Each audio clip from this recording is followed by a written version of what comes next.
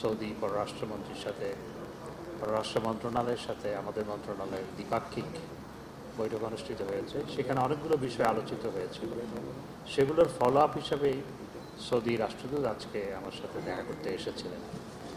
আমরা আমাদের foreign office কনসালটেশনের সময় যে বিষয়গুলো গুরুত্ব সহকারে আলোচনা করেছিলাম, সেগুলো আজকে আবার আমরা আলোচনা করেছি। বিশেষ করে সৌদি আরবে যে সমস্ত বাংলাদেশি ব্যবসা বাণিজ্য করে, তাদের অনেকের ব্যবসা বাণিজ্য সেখানে তাদের নামে রেজিস্টার্ড না। তাদের ব্যবসা করতে হয় সৌদি কোনো লোকাল রেসিডেন্ট বা সিটিজেনের নামে, সেই জন্য সিটিজেনের নামেই করতে হয়। তো তারা যাতে বাংলাদেশিদেরকে একটি বিশেষ সুযোগ দেয় তাদের ব্যবসা বাণিজ্যগুলো সেখানে রেজিস্টার্ড করার, সেটি আমরা এফওসির সঙ্গে আলোচনা করেছি, আজকেও আলোচনা করেছি।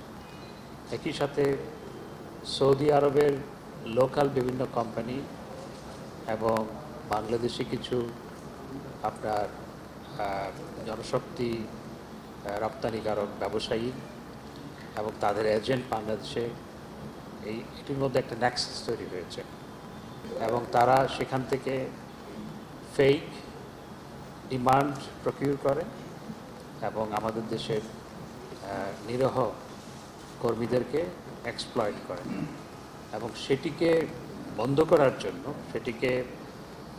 এটি যাতে না হয় সেজন্যে আমরা আলোচনা করেছিলাম যাতে করে সৌদি আরব, এবং সেটি আসলে আমাদেরও প্রস্তাব ছিল, সৌদি আরবের প্রস্তাব ছিল, যৌথ প্রস্তাব ছিল যে একটি টাস্ক ফোর্স গঠন করা, বাংলাদেশ এবং সৌদি আরব মিলিয়ে এরকম যারা করছে তাদেরকে আইডেন্টিফাই করা এবং তাদেরকে আইনের আওতায় আনা।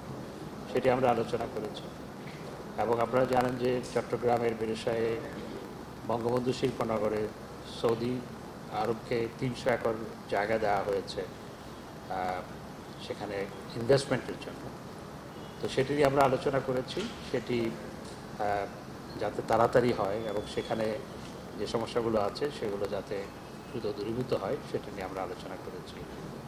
এবং সৌদি ইনভেস্টমেন্ট, আমাদের ফিনান্সিয়াল সেক্টরে সৌদি ইনভেস্টমেন্ট নিয়ে আমাদের বিস্তারিত আলোচনা হয়েছে।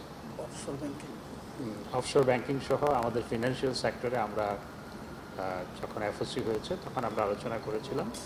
তো আজকেও আমরা সেই বিষয়গুলো আলোচনা করেছি। এই ছিল মোটামুটি আলোচনা। আপনারা জানেন যে সৌদি আরবে আমাদের সবচেয়ে বেশি জনশক্তি সৌদি আরবে 3.17 মিলিয়ন, 31,70,000 মানুষ সেখানে কাজ করে।